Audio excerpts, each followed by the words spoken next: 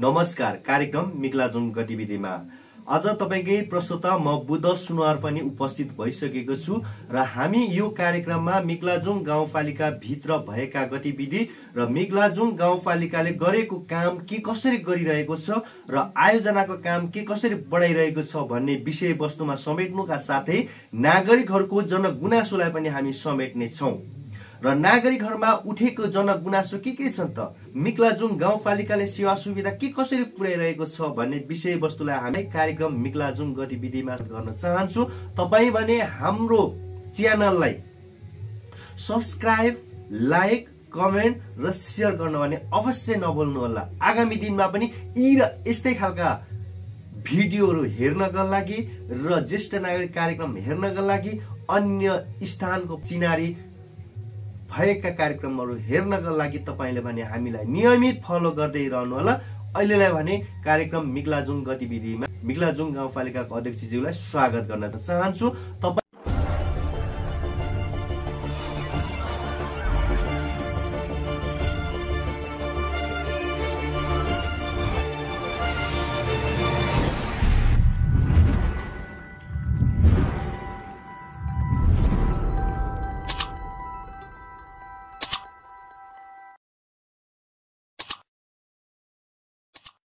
अध्यक्षज्यू, कार्यक्रम मिक्लाजुङ गतिविधिमा स्वागत छ। धन्यवाद बुद्धजी। हजुर, के छ अध्यक्षज्यू, तपाई लगायत मिक्लाजुङ गाउँपालिकाको हालखबर बताइदिनुस् न।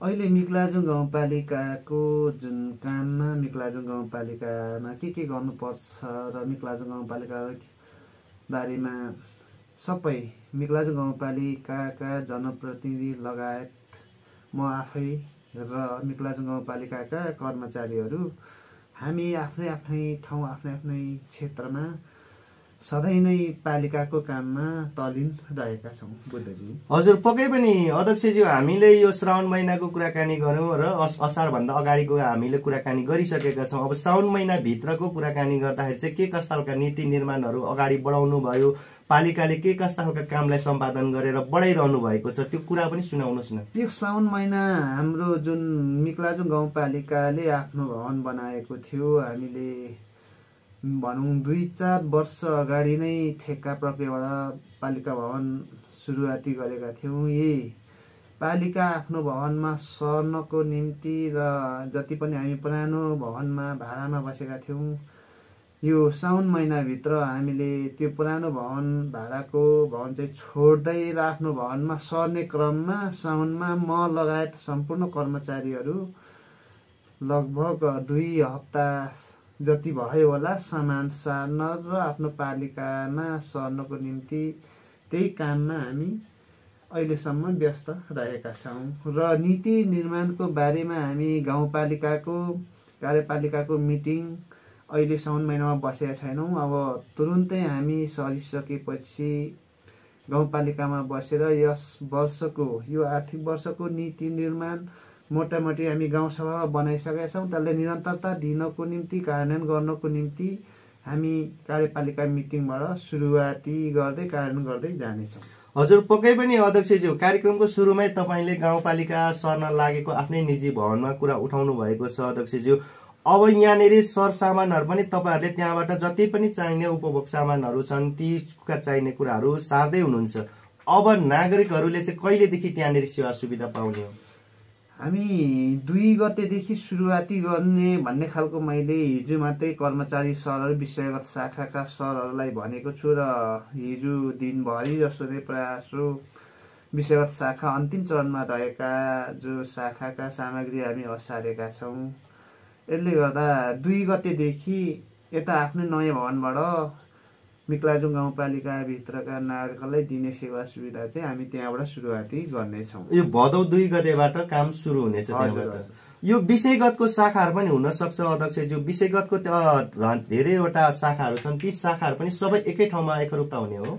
विषयगत शाखाका हामीले पुग्दो भवन छ, पुग्दो कोठाहरू छ। पुग्दो कोठामा अहिले 2 तला फिनिसिङ गरिसकेको छ, 2 तला रङ रोकन र पुच्छार तलामा कुनै विषयगत शाखाहरू राख्ने भन्ने खालको हामीले निर्णय गरेका थियौं। त्यही अनुसार हामी अगाडि बढेका छौं र मोटामोटी हामी 2 गतेसम्ममा सबै कोठाहरू ठेकेदारले भनौँ कोठाहरू बनाइसकेर हामीलाई जिम्मा दिने भन्ने खालको उहाँको कुरा छ। अब 2 गतेसम्म नसके तापनि पालिकामा जति हामी पहिले बसेका थियौँ त्यो कोठाहरूभन्दा अत्यन्तै धेरै कोठा बनिसकेको छ, पुग्दो कोठाहरू भएको छ। हामी त्यहाँ सरेर सेवा सुविधा दिनको निम्ति खासै अप्ठ्यारो नहोला भन्ने हैसियतले हामीले बत्तीका कुराहरू भए र नेटका कुराहरू भए, खानेपानीका कुराहरू भए, सबै सम्पूर्ण व्यवस्थापन हामीले गरेका छौँ। अलिकति अप्ठ्यारो चाहिँ त्यहाँ जानको निम्ति बाटो अलिकति हिलो भएको कारणले गर्दा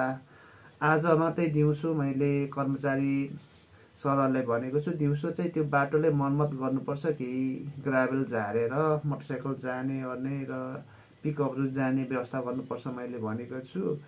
र अलि अप्ठ्यारो महसुस भएको चाहिँ बाटो मात्रै हो बुद्धजी। बाटो मात्रै अलिकति अप्ठ्यारो छ भनेर भन्नुभयो अध्यक्षज्यू।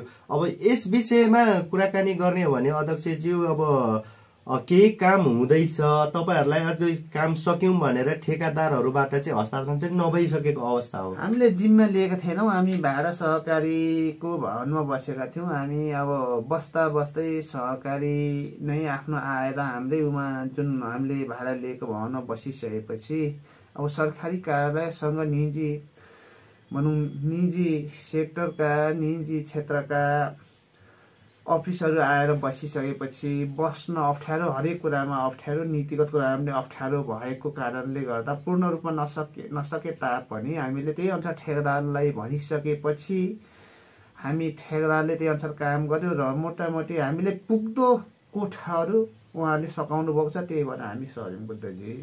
गत कार्यकालमा पनि हामीले कुराकानी यस भवनको विषयमा अलिकति धेरै पनि जोडेका छौँ अध्यक्षज्यू। अब यो चाहिँ मिक्लाजुङ गाउँपालिका भित्रको एउटा सबैको दृष्टि पर्ने भवन पनि रहेको छ।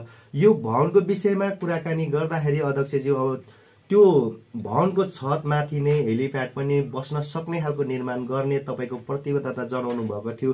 त्यो मुताबिक नै काम भएको छ या त के भयो अध्यक्षज्यू? हामीले त्यही अनुसार भनौँ बनाउने बेलामा त्यही अनुसार बनायौँ। अहिले काम गर्दै जाँदा पालिकामा चाहिने आवश्यक सोलर प्यानलहरू भयो, लिफ्टको सामग्रीहरू हामीले राख्दै गएका छौँ। अब बनाउँदा त्यही अनुसार बनाउन सकिने खालको जुन भवन चाहिँ बनेको छ हामीले त्यही अनुसार बनाएको छ। त्यसो बनाउँदै गर्दा त्यही अनुसार बनाएको ठाउँमा चाहिँ अहिले लिफ्टको सामग्रीहरू राख्नुपर्ने भयो, सोलरका सामग्री राख्नु पर्ने भएकोले गर्दा हामी त्यसको बारेमा अझ बनाएर जाँदा राख्दा सकिने खालको संरचना बनेको छ बुद्धजी। हजुर, पक्कै पनि लिफ्टको पनि व्यवस्था चाहिँ भएको छैन, अहिले लिफ्ट जोडिसकेको छ, सकिएको छ।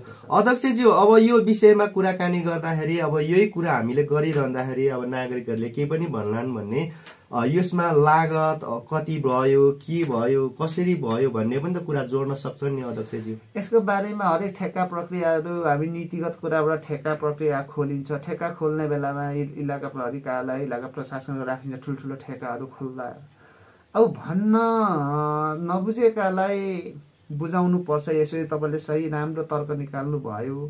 ठेक्का खोल्दा ठेक्का लाउने ठेकेदारहरू बस्छन्, सबै बस्छौँ। इलाका प्रहरीका प्रमुख बस्छ, इलाका प्रशासनका प्रमुख बस्छ। अब भन्ने आफ्नो तरिकाले गर्यो, पैसा कति हो, के हो, कसो हो भन्ने खालको तर्क राख्छ, नबुझेको राख्न पाउँछ। तर मोटामोटी कसैले चाहिँ बुझिकन पनि नबुझेको नागरिकहरूको लाई चाहिँ उक्साउने, उनीहरूको आँखामा छारो हालिदिने काम गर्छ। वास्तविक ठेक्का भनेको घटाघटमा जसले कम्ती पार्छ उसैले दिनुपर्छ। हामी त सबै बसेका छौँ, ठेक्का हालेको पेपर हुन्छ, पछि हेर्न सक्नुहुन्छ। त्यो कम्ती पारेकोले नदिकन धेरै पारेर आफ्नो मान्छेले दियो भन्ने खालको आरोप नै लागेको हुन्छ। त्यो हुँदैन। जति पनि मिक्लाजुङ गाउँपालिकामा भएका कामहरू हामी एकदम फेयर काम गर्ने सिलसिलामा पहिलेदेखि नै हामी लागि परेछौँ। त्यही अनुसार काम गरेका छौँ। ठेक्का प्रक्रिया हो। अब यदि उनीहरूको हेर्न चाह्यो, गर्न चाह्यो भने गाउँपालिकामा आएर हेर्न सक्ने जुन कागजपत्र हामीसँग रहेका छन्। हजुर, पक्कै पनि अध्यक्षज्यूले भनिसक्नु भएको छ। भदौ 2 गतेबाट सम्पूर्ण सेवा सुविधा नयाँ भवनबाट नै सुरु हुनेछ, सञ्चालन हुनेछ भनेर भनिसक्नु भएको छ। अब यसै विषय वस्तुलाई जोड्ने क्रममा मिक्लाजुङ गाउँपालिकाभित्र पनि कोरोना भाइरस संक्रमितहरू बढ्दो अवस्थामा पनि देखिएको छ। अध्यक्षज्यू, यो कोरोना भाइरस न्यूनीकरण गर्नको लागि चाहिँ के छ? कोरोना भाइरसको बारेमा योभन्दा अगाडि पहिला संघीय सरकार, प्रदेश सरकार, जिल्ला प्रशासनले जुन कोभिड लागेकोहरूलाई आइसोलेसनमा राखेर व्यवस्थापन गर्नु भन्ने खालको निर्देशन जारी गरेको थियो। यो अहिलेको समयमा कोभिड लाग्यो भन्ने खालको चेक गर्दा कोभिड लाग्यो भन्ने खालको देखिएका छन् र उहाँको निर्देशन कुनै केही छैन। माथिको निर्देशन नभएपछि यहाँको जुन आवश्यकता, यहाँको परिस्थिति हेर्दै मिक्लाजुङ गाउँपालिकाबाट आफ्नो तरिकाले हामी अगाडि बढेका छौँ। हजुर अध्यक्षजी, माथिको निर्देशन केही छैन भनेर तपाईँले भन्नुभयो, तर कोरोना संक्रमित छ भनेर स्वास्थ्य कर्मीहरूबाट पनि केही जानकारीहरू पर्याप्त रूपमा आइरहेको छन्। अब चेक गर्ने कुरामा त PCR होला, एन्टिजेनहरू होला, यो सब के परीक्षण गर्छन्। अब उहाँहरूलाई चाहिँ प्रमाणित चाहिँ कसरी भइरहेको छ त अहिले? प्रमाणितको बारेमा अब प्राथमिक स्वास्थ्य केन्द्रमा जाने, चेक गर्ने, कोभिड देखियो भन्ने हो। अब मैले माथिको निर्देशन केही छैन भन्नुको मुख्य सार के हो भने बुद्धजी, पहिले चाहिँ आइसोलेसन बेड तयार गर्नु, आइसोलेसनमा राख्नु, कोभिड लागेकोलाई घरबाट बस्नु नदिनु, घरबाट निकालेर त्यो आइसोलेसनमै राख्नुपर्छ भन्ने खालको निर्देशन भएको थियो। अहिले छैन। नभएकोले हामी आफ्नो परिस्थिति अनुसार आफै चेक गर्ने, कोभिड लागेको छ छैन भन्ने, त्यसरी नै गाउँपालिकाबाट हामीले यसरी गर्नुपर्छ, यसरी जानुपर्छ भन्ने खालको माथि निर्देशन नभएपछि सम्बन्धित आफै जो कोभिड लागेको छ, बिरामी छ, आफै चेक गर्ने, मलाई कोभिड लागेको छ भन्ने खालको जुन त्यस्तो खालको चाहिँ नीति निर्देशन माथि नआएकोले आफ्नो तरिकाले चेक गर्ने जुन नागरिकहरू चाहिँ निकै नै देखिएका छन्। हजुर, स्वास्थ्य कर्मीहरूले के आधारले चेक गरिरहेका छन् त अध्यक्षजी यति बेला? स्वास्थ्य कर्मीहरूले पहिले जति पनि कोभिडको बारेमा दिएको थियो कि भनौँ चेक गर्ने जुन प्रविधिहरू दिएका थिए त्यसकै आधारमा हजुर चेक गर्दै आएका छन्। हजुर, पक्कै पनि अध्यक्षजी, अब यो समयमा हेर्ने हो भने त गत साल पनि हामीले हेर्यौं 2-3 वर्ष कोरोना कस्तो हुन्छ भन्ने अनुभव पनि गरिसकेका छौं। अब यी विषयवस्तुमा कुराकानी गर्दा त सरकारी स्कुल बन्द पनि गरेको अवस्थाहरू देखियो। यो पटक चाहिँ मिक्लाजुङ गाउँपालिकाभित्र सरकारी स्कुल बन्द छ छैन अवस्था अलिक थोरै जानकारी गराइदिनुहोस् न। मिक्लाजुङ गाउँपालिकामा विद्यालयहरू कुनै बन्द छैनन्। आवश्यकता हेरी कुनै कुनै विद्यालयमा जुन शिक्षक स्टाफहरू, विद्यार्थीहरू थोरै बिरामी भएको अवस्थामा विद्यालय व्यवस्थापन समिति र त्यहाँ विद्यालयका प्रहरले आवश्यकता हेरी, त्यहाँ परिस्थिति हेरी कसैले बन्द गरेको छ भन्ने कुरा सुन्नमा आएको छ, तर खासै छैन मिक्लाजुङ गाउँपालिका। मिक्लाजुङमा बन्द भएको छैन। यो अहिले रहेको बजारको छेउमा रहेको मावि स्कुलहरू पनि बन्द भएको छैन? छैन बुद्धजी। हजुर, पक्कै पनि अध्यक्षजी, अब यो बन्द नगरेको अवस्था अब कतिले त भन्न सक्छन् यो समयमा पनि यो यस्तो संक्रमण बढिरहेको अवस्थामा किन बन्द नगरेको भन्ने कुराहरू पनि हुन सक्छन् अध्यक्षज्यू। र तपाईले यो बन्द नगर्नुको मुख्य कारणहरू पनि अब गत वर्ष पनि तपाईले त जानकारी त दिनुभएको थियो, यसपटक पनि के भन्न चाहनुहुन्छ? यसको बारेमा अब बन्द गर्दा अब मोटामोटी नजिकका विद्यालयहरू सबै बजारै बन्द गर्नुपर्ने अवस्था। हामीले पहिले सबै बजारै बन्द गर्यौं, आवत जावत हुने। अब विद्यालयमा विद्यार्थी आउँदैन, बजार आइरहेको हुन्छ। अब यातायात खुल्ला कुदिरहेको हुन्छ। नजिकको निजी सेक्टरका बोर्डिङहरू लागिरहेको छ। अब निजी क्षेत्रका बोर्डिङ विद्यालयहरू अब जति पनि जो हुन्छ फाउन्डर उहाँहरूको उमा निर्देशनमा चल्ने हो। अब सरकारी स्वामित्वमा रहेको सामुदायिक विद्यालय सरकारको उमा चल्ने हो।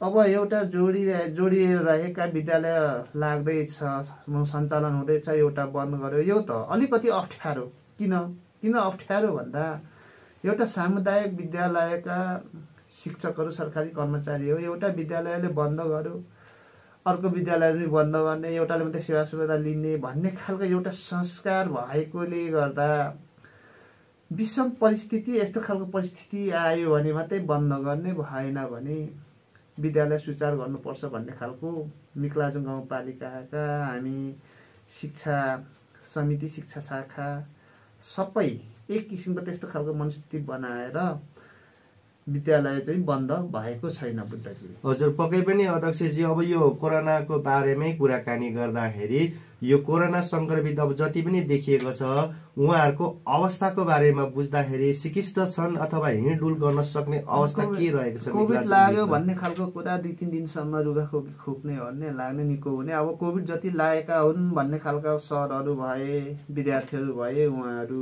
निको भएर अब विद्यालयमा आइराख्नु भएको छ। उहाँहरू अब पहिलेको जस्तो पुरानो कोभिड जस्तो त्यति साह्रो भएको चाहिँ छैन।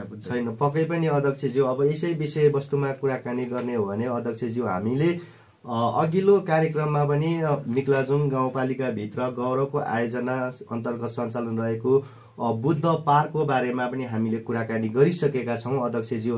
अब तपाईसँग थप केही यहाँ गुनासो बढिरहेको अवस्थामा तपाईसँग कुराकानी गर्नेछु र यो बुद्ध निर्माणको क्रममा त्यहाँनिर केही कुरा नमिलेको अथवा हात खुट्टा नमिलेको, घाँटी नमिलेको, कान नमिलेको, तीमाथि झन् हेर्न लायकको आकाश अगाडि फेस नै नमिलेको भन्ने कुराहरू सामाजिक सञ्जालमा विज्ञहरूले पनि यसमा टिका टिप्पणी गरिरहेको अवस्था छ। धेरैजना मूर्तिकारहरूले पनि हामी कहाँ पनि आएर सोधिरहेका छन्, यो चाहिँ मिलेन, तपाईँहरूले उठाइदिनु पर्यो, यो के हो, अलिकति हेलचेक्राइ कहाँबाट भइरहेको भन्ने कुराहरू गरिरहेको अवस्था छ नि अध्यक्षजी। यसको बारेमा भन्नुपर्दा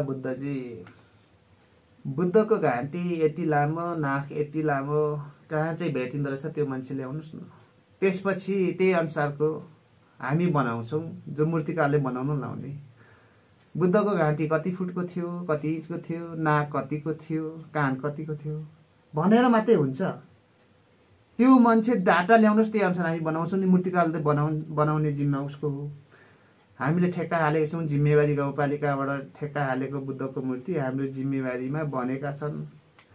हामीलाई पनि पीडा छ, सामाजिक सञ्जालमा लेखेका हुन्छन्, आखिरी बुद्धको मूर्ति बन्यो, गौरवको बनेका छन्, आखिर बनिसकेकै छैनन्, जिम्मा दिएकै छैनन्, पूर्ण रूपमा बनिसकेको छैन। सिर्फ बनो, जहाँ जहाँ होल्डिङ गर्यो त्यो देखिनको निम्ति, हेर्नको निम्ति एक चरण रङ गरेको छ। रङ गर्दा उसको आकृति देखियो। आकृति देखिने बित्तिकै अब के चाहिँ सुधार्नु पर्छ। हामी कार्यपालिकामा मिटिङ बस्यौँ। कार्यपालिकामा मिटिङ बस्दा बुद्धको मूर्ति कस्तो रहेछ भन्ने खालको कुरामा नेटबाट सर्च गरेर तानेर 10-15 खालको पिक्चरहरू तानियो, त्यसका फोटाहरू। तर सबै फोटो आफ्नै किसिमका, कसै केटी अनुहारका रहेछन्। स्वयम्भूमा 3टा अनुहारका बनेका छन्। म हिजोस्ति काठमाडौँ जाँदा हेरेको थिएँ। कुनलाई चाहिँ बुद्ध मान्ने? तपाईँले यो कुरा उठाउनुभयो, उठान गर्नुभयो, तपाईँले सोध्नुहोस् न, बुद्धको हाइट कति थिएछ, बुद्धको घाँटीको लम्बाइ कति रहेछ, नाक कस्तो रहेछ, आँखा साइज दिनुहोस्, त्यही अनुसार हामी बनाउँछौँ। यो विषयवस्तुमा कुराकानी गर्दाखेरि अध्यक्षज्यू नवीन सुवेदीले पनि उहाँले भन्नुभएको छ कि भिडियोमै उहाँले प्रस्तुत गर्नुभएको छ, हामीले इन्चमा नापेर बुद्ध कस्तो थियो भन्ने बनाउन चाहन्छौँ र त्यो अनुसार बनाउँछौँ। तर पालिकाले हामीलाई कुनै पनि यस्तो खालको डिजाइनको बनाउनु पर्छ भनेर तपाईहरूले तथ्य प्रमाण नदिएको, फोटो नदिएको भन्ने कुरा त उहाँले त व्यक्त गरिसक्नु भएको छ। सम्झौता गर्दै यो डिजाइनको बनाउनु एउटा आर्टिफिसियल र नेचुरल टाइपको बनाउनु, आर्टिफिसियल होइन, चिल्लो होइन, जस्तो मान्छेको हुन्छ त्यस्तै बनाउनु भनेर हामीले फोटो राखेर सम्झौता गरेका छौँ। एउटा एक। अर्को कुरा, बनाइसकेको छैन, पूर्ण रूपमा उसले आकृति दिएको छैन, यसमा विवाद गर्न जरुर मैले देख्दिनँ। बनाइसकेर हामीले जिम्मा दिइसकेपछि कराउने हो। कागले कान लग्यो भन्दैमा कराउने, कानै नछामिकन कुद्ने होइन। जिम्मा देओस् न बनाइसकेपछि, त्यसपछि टिका टिप्पणी गर्ने हो। कमसे कम बनाउने मान्छेलाई, जो बनाउने मूर्तिकार हुन्छ त्यसलाई पनि तनाव, एक हामीलाई पनि तनाव आएर कमसे कम हामीले फाउन्डल मूर्ति काठमाडौँमा बनाउँदैछौँ। काठमाडौँमा बनाउँदा कसले के खिचेर हाल्छ, कसैले के खिचेर हाल्छ। पहिलेका फोटो हेरेर बिहे गर्थेन अरे केटाकेटी। तर अहिले त नाकै नहुने पनि फोटोमा नाक बनाएर हाल्छन्, आँखा सानो भएको बराबर मिलाएर हाल्छन्। तर त्यो स्पोर्ट जुन ठाउँमा छ त्यहाँ गएर हेरेर कराउने हो। फोटो हेर्दैमा कराउने, यो त मलाई ठिक लागेन बुद्धजी। जाने हो, स्पोर्टमा जाने हो, हेर्ने हो, कहाँ भएको छैन हेर्ने हो, त्यसपछि कराउने, टिका टिप्पणी गर्ने हो। र म मुख्य त के भन्न चाहन्छु भने, सकेको छैन मूर्ति, पूर्ण आकृति दिएको छैन। आकृति दिइसकेपछि, पालिकाले जिम्मा दिइसकेपछि मात्रै टिका टिप्पणी गरे राम्रो हुन्छ कि भन्ने मेरो आशय हो। अध्यक्षजी, अब चौतर्फीबाट यतिका धेरै टिका टिप्पणी बढिरहँदाखेरि मिक्लाजुङ गाउँपालिकाले यसबारे धारणा पनि प्रस्तुत गर्दैन, कुनै विज्ञप्ति निकालेर यस्तो हो भन्न सकिरहेको अवस्था त छैन नि अध्यक्षजी। के आधारले धारणा दिनु? सकेको छैन मूर्ति, सकेपछि पो त धारणा दिने विज्ञप्ति दिने हो त। सकोस् न त, बच्चा पेटमा छ, भित्र पेटमा छ, कस्तो हुन्छ चाहिँ मेरो बच्चा यस्तो भन्छ धारणा दिने, हामीले बोल्ने त्यो कुरा कमसेकम जन्मिसकोस् न। अनि पो यो आकृति हो, छोरा हो कि छोरी हो पेटभित्र भएको नानी, कसले दिन्छ त? पुष्टि हुन्छ? हामीले यस्तो बनाऊ भनेर त हामी दिइसकेका छौँ नि, बन्छ बनाउँछ, जिम्मा देओस् न, अनि पो हामीले दिने हो त। के आधारले दिने? ल भन्नुहोस् त बुद्धजी, तपाईँ आफै भन्नुहोस् न। हामीले विज्ञप्ति जिम्मा लिइसक्यौँ, हामीले गल्ती गऱ्यौँ भनेर विज्ञप्ति दिने हो कि हामी सच्याउँछौँ भनेर विज्ञप्ति दिने हो कि के आधारले विज्ञप्ति दिने? बनिसकेको छैन, मूर्तिकारले जिम्मा दिएको छैन। जिम्मा दिइसकेपछि यसको बारेमा मिक्लाजुङ गाउँपालिकाले भने जस्तो भएन भने त्यसको जिम्मेवारी हामी लिन्छौँ, गाउँपालिकाले लिन्छ। तर 10-15 खाले फोटो छन् बुद्धको, कुन बनाउने? यो खालको बनाऊ भन्ने हो कि उनीहरूले यो खालको बनाऊ भनेर उनीहरूले बनाउन लाउने हो कि पालिकाले निर्णय गरेको चाहिँ बनाउनु पर्ने हो? बुद्धको आकृति युट्युबमा सर्च गरेर हेर्नुहोस्, सिक्किमको फाल्टै छ, चाइनाको फाल्टै छ, बर्माको फाल्टै छ। हाम्रो स्वयम्भूमा भएका 3टा मूर्ति राखेको छ, 3 खालका छन्। यो युट्युबमा सर्च गरेर हेर्नुहोस्, गएर हेर्नुहोस्। अब कुन चाहिँ बनाउने हो? एउटाले एउटा मन परेको होला, एउटाले एउटा मन परेको होला, यसलाई ठुलो कुरा नलिउँ। यो पूर्ण रूपमा जिम्मेवारी दिइसकेपछि भरसक हामी भएन भने तपाईँ हामी सबै जिम्मेवार ठाउँमा छौँ, यसलाई यस्तो बनाउनु पर्छ भन्ने खालको हामी एक किसिमको सम्झौता गर्दा फोटो प्रिन्ट गराएर सम्झौतामै त्यो फोटो हामीले राखेका छौँ, त्यो अनुसारको बनाउँछौँ, बन्छौँ। हजुर, पक्कै पनि अध्यक्षज्यू, बुद्धको काम भइरहेको छ भनेर तपाईँले भनिसक्नु भएको छ अध्यक्षज्यू। अब यो धेरैबाट चाहिँ बिग्रेकै गुनासोहरू आइरह्यो भने सच्याउने चाहिँ अब तपाईँहरूले जिम्मा लिँदाखेरि सच्याउने ठाउँ चाहिँ छ कि छैन? बनिसकेकै छैन, मैले भनिरहेको छु नि त। यो प्रश्नको बारे बनिसकेको छैन, बनिसकेपछि सच्याउने नसच्याउने त्यसपछि हुन्छ। बन्ने आकृति नै आएको छैन भने के चाहिँ बनाउने? मैले अघि भने नि बुद्धजी, के चाहिँ सच्याउनु पर्ने? ल भन्नुहोस् न। उसको के घाँटी सच्याउनु पर्ने हो कि उसको आवरण सच्याउनु पर्ने हो कि उसको छातीहरू सच्याउनु पर्ने हो कि तल कमलको फुल सच्याउनु पर्ने हो कि के सच्याउनु पर्ने? तलबाट खिच्दा नाक लामो देखिन्छ, माथिबाट खिच्दा कस्तो देखेला? केही मूर्तिकारले बनाउँछलाई जिम्मा दिइसकेपछि भएन भने मूर्तिकारले सच्याउँछ, भएन भने त्यसपछि मिलेन भने त्यसपछि भनौँला न हामी तपाईँ हामी छँदैछौँ नि, जिम्मेवार ठाउँमा तपाईँ हामी सबै हौँ।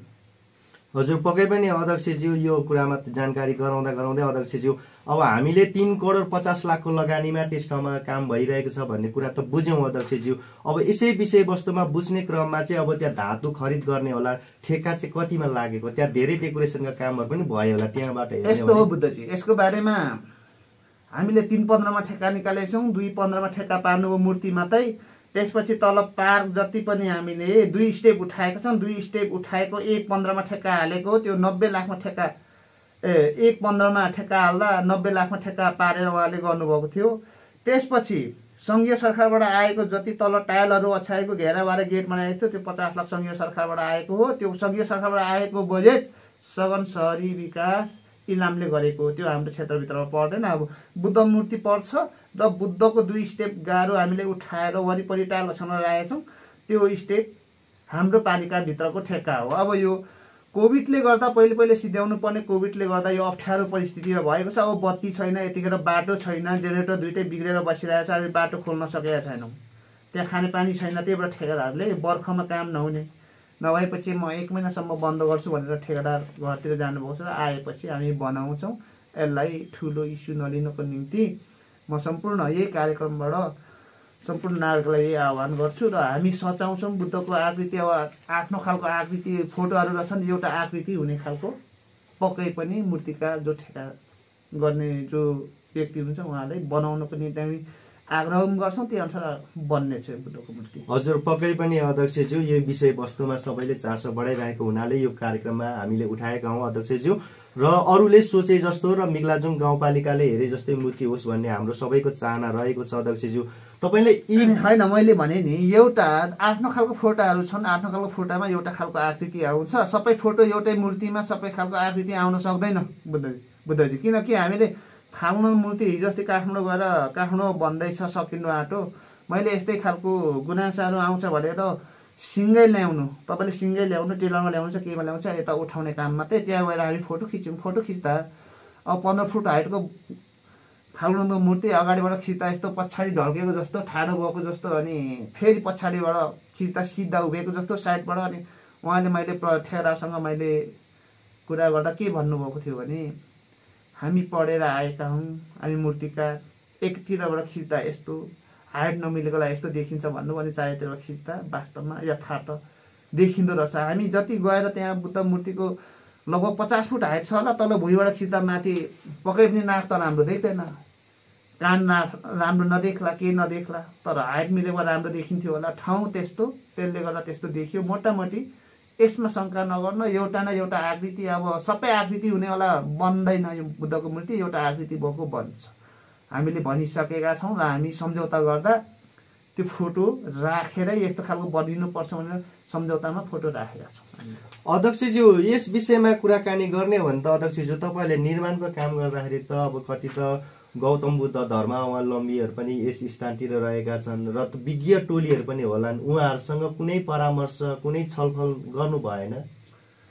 झन् फोटो नै मैले राखिसकेको छु। मैले भनेको छु मूर्ति बनाउने नै मूर्ति पढ्दै त्यही विषयगत पढेर आएका मूर्तिकार हुन्छ क्या, मूर्तिकारले ठेका लाएर बनाएकोमा विषयगत विज्ञ त उहाँ नै हो नि, बाँकी विज्ञ के कसले ल्याउनु भन्नुहोस् त। पढे त्यही विषयगत नै पढेर आएका हो ठेकेदार, उसैले बनाउने हो। अब तर्क हरेक किसिमको तर्क, अब तपाईँले भने जस्तो विषय भनौँ जुन विषय विज्ञ त समय सञ्चालनले सबै बनेका छन्, तपाईँले यस्तो खोज्नुभएको होला। अब त्यस्तो त कति हुन्छ नि, नेपालमा प्रति व्यक्ति एकजना त्यो विज्ञ नै भन्छ, सबै समय सञ्चालन खिचेर यो भएन भन्छ, त्यस्तो खोज्नुभएको होला। त्यस्तो त कति छन् तर पढे लेखेका यस्ता खालका काम गर्ने थोरै मात्रै छ, त्यो ठेकेदार चाहिँ हो बुद्धजी। हजुर, पक्कै पनि अध्यक्षज्यू, मैले खोजेको चाहिँ के हो भने धर्मावलम्बीहरूसँग पनि लामाहरू हुन्छन्, हरेक बुद्धसँग सम्बन्धित हुन्छन्, उहाँहरूसँग कुरा गर्न चाहिँ खोजेको हो। तपाईँले गर्नुभयो भएन भन्ने तपाईँले यी कार्यक्रममा त्यो धर्मावलम्बीसँग लगाइसकेपछि पूजापाठ पूजा गर्ने त्यो मूर्ति निर्माण गर्दा के बुद्धको बारेमा जुन बुद्ध भगवान मान्नको लागि हिङ कि सुङ के लाउनु पर्छ अरे भन्ने खालको हामीले यहाँ हाम्रो स्थानीय लामाहरूलाई लाएर पढाएर हामीले काम गरिरहेका छौँ त। अब लामाले पक्कै त्यो मूर्ति डिजाइन गर्न मूर्ति गर्दै नपढ्नु पर्छ होला। हजुर, अब गर्ने काम विधि विधानका गर्ने कामहरू र कस्तो बनाउनु पर्छ, कहाँ राख्नुपर्छ भनेर त अब उहाँहरू मात्रै होइन, तपाईँ हामी सबै बहस छलफल गरेर यस्तो बनाउनु पर्छ भनेर छलफलको प्रक्रिया अगाडि बढाएर त काम गरे हो नि त। हजुर, पक्कै पनि अध्यक्षज्यू, आगामी कार्यक्रममा यस विषयवस्तुमा हामी चर्चाको विषय बनाएर उठाइ नै रहनेछौँ। अध्यक्षज्यूले यी कुरा गरिरहँदाखेरि तपाईँले विद्युतको कुरा पनि तपाईँले थोरै छुवाउनु भएको छ। यो विद्युत चाहिँ घरि आउने घरि जाने भइरहेको छ नि अध्यक्षज्यू, विद्युतको बारेमा पालिकाको मात्र जिम्मेवारीमा भएको भए केही न केही गर्न सकिन्थ्यो होला जस्तो लाग्छ। किनकि म चाहिँ काममा लागेपछि त्यो कामबाट फत्ते गरेर आउने, फत्ते गर्ने मेरो स्वभाव भएको कारणले गर्दा यो अलिकति हाम्रो मातहतभन्दा बाहिरको कुरा हो। यो सङ्घीय सरकार विद्युत प्राधिकरणले हेर्छ र तथापि यति हुँदा पनि दिनमा एकचोटि दुईचोटि त म विद्युत प्राधिकरणका कर्मचारीलाई झकझकाइ राखेको छु। आउने जाने क्रम कति भन्नु कति कराउनु भनौँ उहाँहरू खटिराख्नु भएको छ। अब बर्खाको सिजन, बर्खाको याममा यस्तो खालको प्रक्रिया गत वर्ष पनि भएकै हो, योभन्दा अगाडि साल पनि भएकै हो। अब किन यो अलिकति समस्या चाहिँ विद्युतको बारेमा हामी विद्युत विस्तार गर्ने क्रममा अत्यन्तै धेरै ठाउँहरूमा विद्युत प्रत्येक वर्ष विस्तार गर्दै जान्छौँ। त्यो ठाउँमा पास हुनुको लागि हरेक कुरोहरू चाहिँ त्यो त्यहाँ जुन पोलमा भएका डिआरएनहरू पड्किने, त्यहाँ सर्ट हुने त्यस्तो काम। अनि फेरि हाम्रो यहाँ चाहिँ दुई खालका प्रक्रियाबाट लाइन सुचार भएका छन्। एउटा विद्युत प्राधिकरणबाट सञ्चालन भएका छ, विद्युत प्राधिकरणबाट सञ्चालन हुने चाहिँ कर्मचारी छन्, र विद्युत सहकारीबाट चलेका अर्कोमा चाहिँ कर्मचारी छैनन्। अनि हिजो मात्रै एक किसिमको कुरा भएको छ विद्युत प्राधिकरणका कर्मचारी सरसँग, यो यासक क्षेत्रमा र ठाउँ ठाउँ हाम्रो मिक्लाजुङमा विद्युत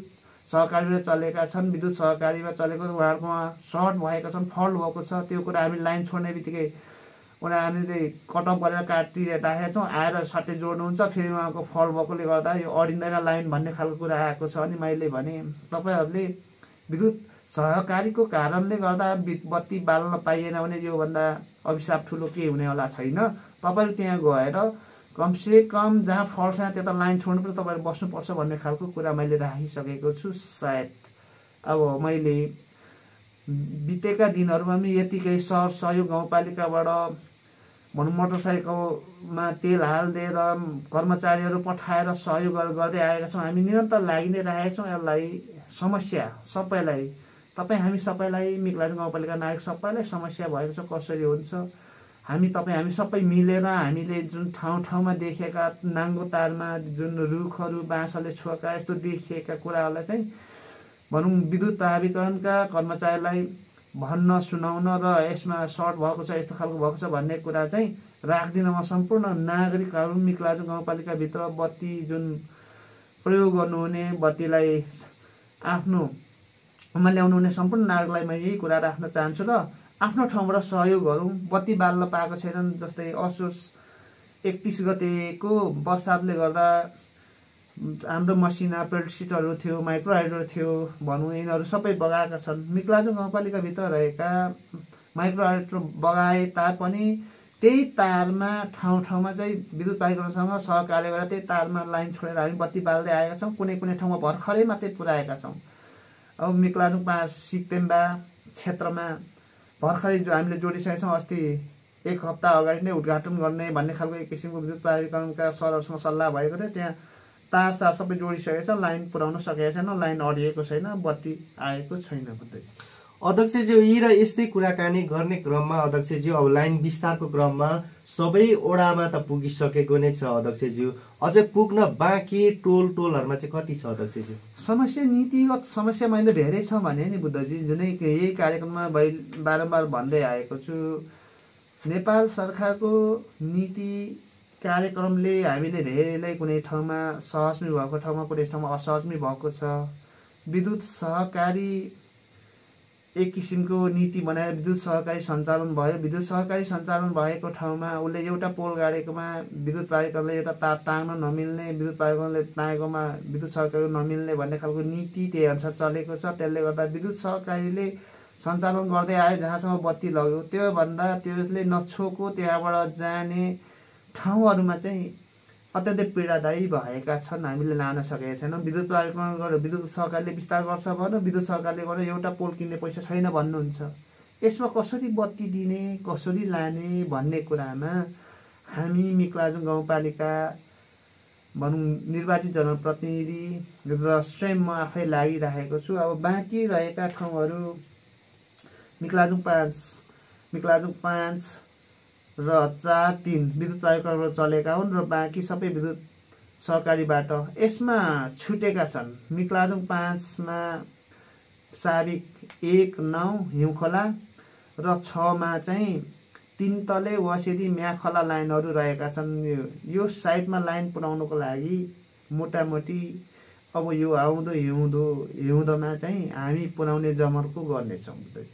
हजुर, पक्कै पनि अध्यक्षज्यू विद्युतको विषयमा हामीले कुराकानी गर्यौं र अबको क्रममा चाहिँ तपाईसँग केही यो बाढी पहिरो विपद व्यवस्थापनको सम्बन्धमा कुराकानी गर्नेछु अध्यक्षज्यू। अब यो बाढी पहिरो गएको त हामीले गत वर्ष पनि देख्यौं, निकै जनधनको क्षति भएको छ।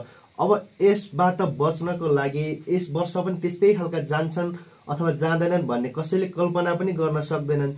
त्यो दिन नआओस् पनि भन्न हामी चाहन्छौँ, तर ती दिन आयो भने बच्ने उपायहरू चाहिँ के तपाईहरूले अपनाउनु पर्छ? बच्ने उपाय भनेको मोटामोटी पहिलेको जुन बाढी पहिरोले हामीले सचेत गराएका छन्।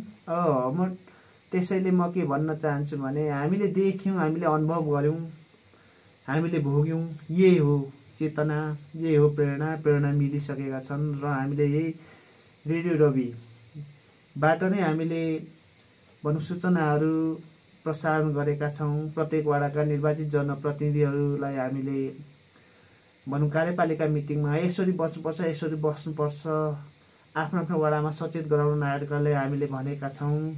र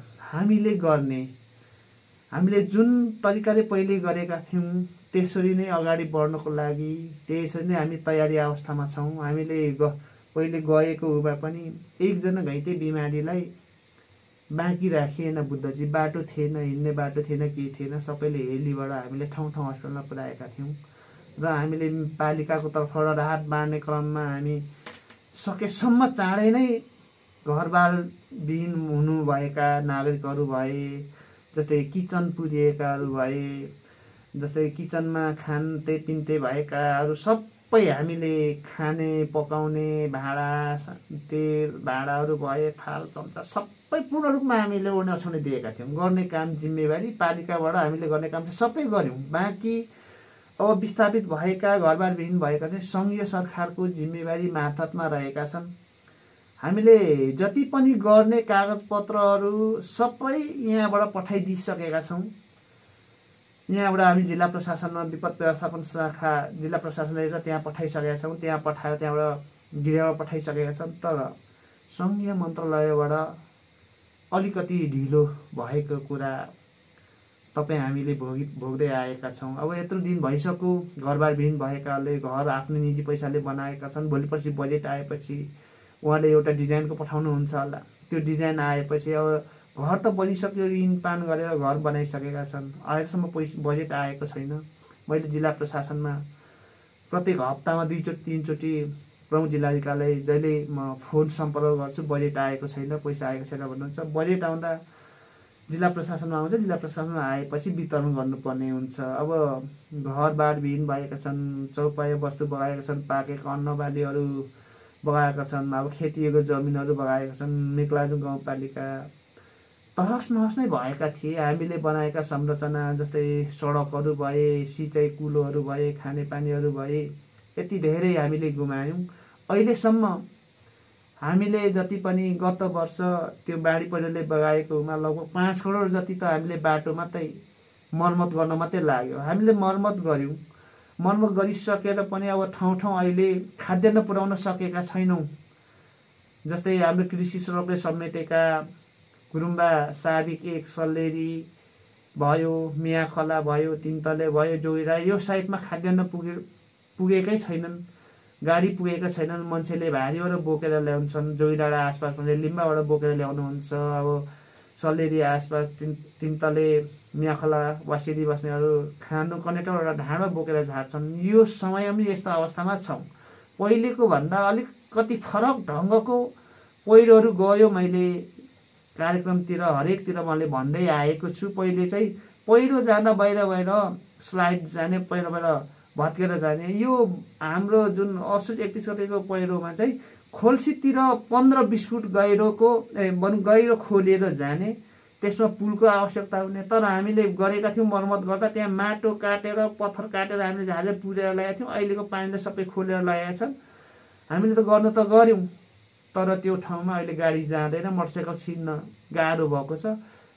त्यसैले गर्दा हामी त्यो ठाउँमा खाद्यान्न पुर्याउन सकेका छैनौँ। जिम्मेवारी छ, भन्न सहज छ, काम गर्न गाह्रो। मैले भन्नुको मुख्य कारण यही हो, त्यो ठाउँमा पुर्याउन सकेका छैनौँ। अब हामी तुरुन्तै कार्यपालिकामा मिटिङ बसेर कसरी त्यो ठाउँ बाटोलाई सुचार गर्ने, कसरी त्यो ठाउँमा खाद्यान्न पुर्याउने भन्ने विषयमा चाहिँ हामी लाग्नेछौँ। बुद्धजी हजुर, पक्कै पनि अध्यक्षज्यू तपाईँले खाद्यान्न पुर्याउन नसकेको कुरा पनि तपाईँले जानकारी दिनुभयो। यो सायद मेकलाजुङ 6 तिर हुनुपर्छ अध्यक्षज्यू। अब ती ठाउँमा खाद्यान्न यति बेला अभाव हुन थालिसकेको छ। जुन बर्सातको बीज भागतिर पनि हामी आइसकेका छौँ। अझै पनि बर्सातको केही समय बाँकी नै छ भन्ने हामीले बुझ्छौँ अध्यक्षज्यू। अब उहाँहरूलाई उपरान्तको समयमा नीति निर्माण चाहिँ तपाईँहरूले गर्नुहुनेछ अध्यक्षज्यू। अनि यसको बारेमा बुद्धजी म के भन्न चाहन्छु भने, अब यसपल्ट यो कृषि सडकमा सङ्घीय सरकारबाट हामीले भनौँ समग्र कोषमा एउटा 80 लाख बजेट आएको थियो। यो 80 लाख बजेटमा हामीले थपेर जम्मा 1 करोड ठेक्का लाउने। 1 करोडमा 50 लाख चाहिँ लुम्बादेनदेखि मिक्लाजुङ 8 मा जसरी पहिले हामी बनाउँथ्यौँ, गत वर्ष 50 लाखको ठेक्का हाल्यौँ, त्यसरी निरन्तर बनाउँदै लाने। बाँकी 50 लाख चाहिँ यहाँ हाम्रो मिक्लाजुङ 4 रविबाट है जहाँ जहाँ खोलिएको खोल्सीहरू चाहिँ ग्याबिङ हाल्ने, कुनै मिसिनेरी वाल हाल्ने, त्यसरी बनाएर लाने भन्ने खालको एक किसिमको हिजो अस्ति हामी बाटो नाप्न गएको थियौँ। त्यही अनुसार मैले प्राविधिक सरले भनेको छु। प्राविधिक सरले त्यही अनुसार अब इस्टिमेट उठाउनुहुन्छ, त्यो ठेक्का प्रक्रियामा जानेछौँ। र अब नीति निर्माणको कुरा भन्दा पनि मुख्यत नीतिमा मात्रै सीमित होइन, व्यावहारिक यथार्थ रूपमा परिणत गर्नको निम्ति अब कार्यपालिका मिटिङ बसेर कसरी हुन्छ हामीले ट्र्याक्टर पिकअप जाने बाटो बनाउने तर्फ अगाडि बढ्नेछौँ। अध्यक्षज्यू, अब यो समयमा खाद्यान्न त बोकेर उहाँहरूले आपूर्ति गरिरहेका होलान्, खाद्यान्न बोकिरहेका छन् भने त्यो ठाउँमा बिरामी भयो अथवा सुत्केरी गराउनु पर्ने अवस्था छ भने त यो त जटिल समस्या रह्यो नि अध्यक्षजी। त्यही समस्या भएर त तुरुन्तै अब कार्यपालिका मिटिङ बस्छौँ। कार्यपालिका मिटिङ बसिसकेपछि हामीले ट्र्याक्टर र ट्याक्सीहरू छिर्ने, पिकअप छिर्ने बाटो चाहिँ जसरी हामी बनाउँछौँ मैले भन्नु। हजुर, पक्कै पनि अध्यक्षज्यू, अब यी विषयवस्तुमा कुराकानी गर्दाखेरि अध्यक्षज्यू यसपालिका भित्रको अझ भित्र सडकहरूको अवस्था चाहिँ कस्तो रहेको छ? मुख्यत अरू वडामा सडकहरू सुचारू भएको छ। जुन कृषि सडकले छोको जुन ठाउँहरूमा त्यो सडक चाहिँ क्षत भएका छ, यसले धेरै समेटेका छन्। अरूहरू ठिकै छन् बुद्धजी। अध्यक्षज्यू, अब यसै विषयवस्तुमा हेर्ने भने अध्यक्षज्यू यो रिङ रोडको काम पनि भइरहेको हामीले अगाडि देखिरहेका थियौँ, अहिलेको अवस्था? रिङ रोडको काम जम्मा 3 करोडको ठेक्का पहिलोचोटि ठेक्का लाउनु भएको थियो। पहिलोचोटि ठेक्का लाउँदा लगभग 50%मा पाए एकजना ठेकेदारले काम गर्नु इलाको ठेकेदारले। दोस्रोचोटि त्यो पैसा फ्रिज नहोस् भनेर मैले सगन शहरी विकासका सरलाई मैले भनिसकेपछि फेरि ठेक्का निकाल्नु भयो, त्यो पनि चल्दैछ। अब यो रिङ रोड जम्मा 2 किलोमिटर ड्रेन बन्नुपर्ने हो। 2 किलोमिटरमा एउटा ठेकेदारले काम गरिरहेको छैन, एउटाले गर्दैछ। र बाँकी अब यस वर्ष 1 करोड बजेट आएको छ भन्ने खालको कुरा भएको छ। यसको पनि ठेक्का पक्कै पनि खुलाउँछ होला। यो बजेट चाहिँ शहरी विकास इलामबाट नै सबै सञ्चालन हुन्छ, हामी मार्फत आउँदैन। र प्रदेश सरकारबाट यो हाम्रो अतिथि भवनसम्म कालो पत्रको निम्ति जम्मा 3 करोड 50 लाखको हिजो ठेक्का खुलाएको थियो। कसले पार्यो अब सायद यो वर्ष काम हुन्छ होला। यो चाहिँ हाम्रो अतिथि भवनसम्म पक्की बाटो भन्छ। यसरी नै क्रमागत ठेक्का अब यो वर्ष अतिथि भवनसम्म, त्यसपछि रिङ रोड र हाम्रो वडा कार्यालयमा आउने ठाडो बाटो आउँदो वर्ष ठेक्का लाग्छ।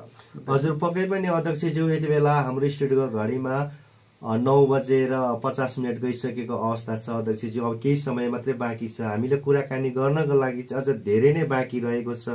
आगामी कार्यक्रममा पनि हामी यी र यस्तै खालका विषयवस्तु र प्रसङ्गलाई जोड्ने नै छौँ अध्यक्षज्यू। अब यो विषयवस्तुमा कुराकानी गर्ने हो भने अध्यक्षज्यू, अब आर्थिक वर्ष 78-79 को आन्तरिक बजेट अन्तर्गत चाहिँ 1 करोड पैसा रहेको भन्ने कुराहरू आएको छ। यो चाहिँ अध्यक्षमुखी भयो भन्ने पनि गुनासाहरू पनि थोरै रूपमा आएको चाहिँ छ अध्यक्षजी। यो के कसरी सञ्चालन भयो यस विषयवस्तुमा जानकारी गराइदिनुहोस् न अध्यक्षजी। आन्तरिक भन्ने कुरा कुनैमा सुन्न आउँछ, अध्यक्षमुखी भन्छ, कसैले के भन्छ हैन, कसैले अध्यक्षले कसैले चुनावमा खर्च गर्यो त्यही भएर पैसा दिएन भन्ने खालको कुरा पनि गर्छन्। तर गाउँपालिकाको पैसा 5000 पैसा चलाउनु पर्दा टिप्पणी उठाउनु पर्छ। टिप्पणी उठाइसकेपछि के प्रयोजनमा खर्च भएको छ, टिप्पणी भरपाई खाता खोल्नुपर्छ, हरेक कुरा गर्नुपर्छ। त्यति सजिलो छैन। उहाँले जे सोच्छु भन्नु पाउनुहुन्छ। यो आन्तरिक भन्ने खालको अलिकति पैसा हामीले दिन बाँकी रहेको छ 1 करोड 53 लाख। हामीले गत वर्ष बजेट बाँकी बजेटमै बनाएका थियौँ।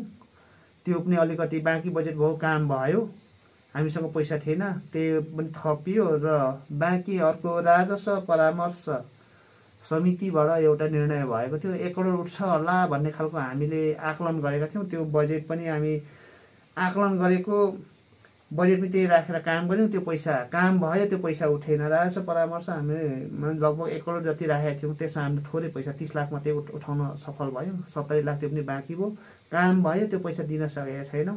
त्यसले नै आन्तरिक भनेर हामीले राखेका छौँ। यो आर्थिक वर्षमा दिने गरी बजेट बनाएका थियौँ। अब हरेक किसिमका भन्छन् मान्छेले, अब जान्नेले नेगेटिभ विचार भएकोले नेगेटिभै कुरा गर्छ, नजान्नेले हो नै हो हुन्छ। तर वास्तवमा त्यो चाहिँ हो, यो आन्तरिक भनेर राखेको छ। अब यो वर्ष हामी भुक्तानी दिन्छौँ उपभोक्ता समितिलाई। तर गाउँपालिकाको बजेट यसरी हामी निकालेर यस्तो गर्छ भनौँ, यसो गर्छ, अध्यक्षले यस्तो गर्यो, चुनावमा खर्च गर्यो, उहाँले पकेटमा राख्यो, यो कल्पना गर्नु र आकाश र धरती जोडिन्छ भन्ने कल्पना गर्नु उस्ता उस्तै हो बुद्धजी। हजुर, पक्कै पनि अध्यक्षज्यू, यस विषयवस्तुमा कुराकानी गर्ने क्रममा अघिल्लो कार्यक्रममा तपाईँले थोरै जानकारी गराउनु भएको थियो कि हामीलाई स्वयंसेविकाहरूलाई थोरै पैसा थपेर दिने भनेर तपाईँले भन्नुभएको थियो। त्यहाँ तपाईँले के भन्नुभएको थियो भने 2000 थपेर दिने मात्रै भन्नुभएको थियो। हामीले समयको अभावले गर्दा ती प्रसङ्गलाई उठाउन पाएका थिएनौँ। यस पटक भने तपाईँलाई उठान गर्न चाहन्छु, पालिकाबाट नै 2000 हो या त प्रदेश सरकारबाट आएको थप उयो गरेर सङ्घको सरकार? यसको बारेमा अब मैले पहिलो कार्यक्रममा पनि मैले यही कार्यक्रमबाट भनेको थिएँ। अब भनेको मिक्लाजुङ गाउँपालिकामा 5 वर्ष कार्यकालमा भौतिक पूर्वाधारहरू ठुल्ठुलो पूर्वाधार हामीले बनाइसक्यौँ।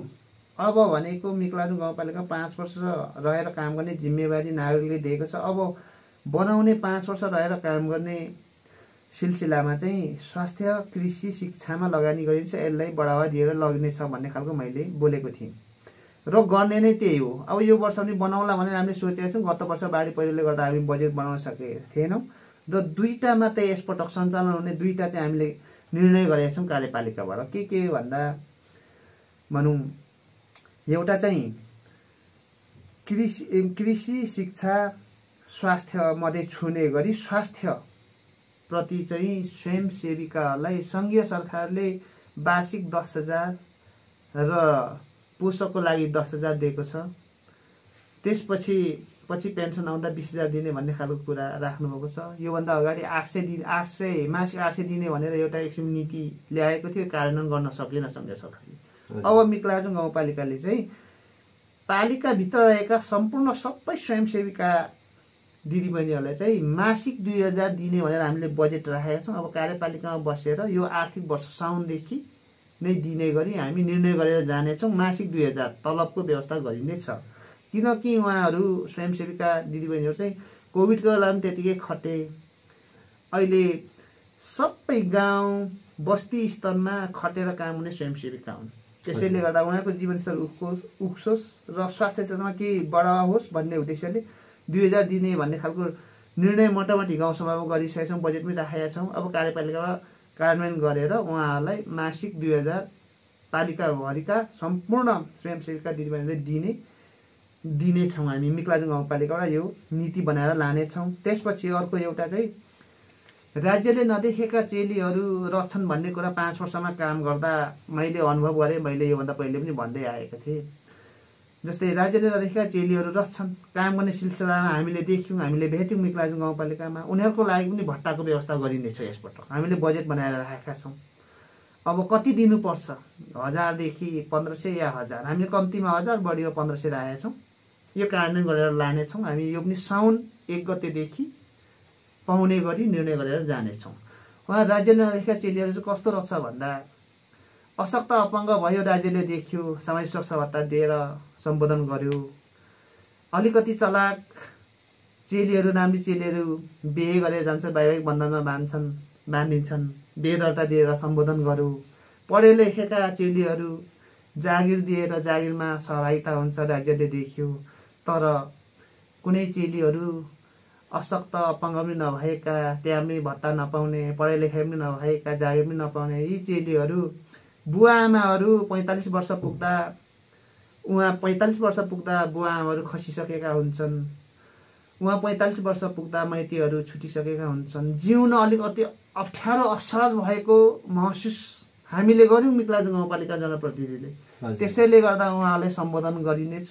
2टा नीति यसपटकको मसिनो भए पनि 2टा नीति चाहिँ हामीले बनाएर नयाँ नीति लानेछौँ र बाँकी आउँदो वर्ष कृषक, स्वास्थ्य, शिक्षा यसलाई अझ बढावा दिएर लगिनेछ। भौतिक पूर्वाधार ठुल्ठुला कार्यक्रम हामीले बनाइसकेका छौँ।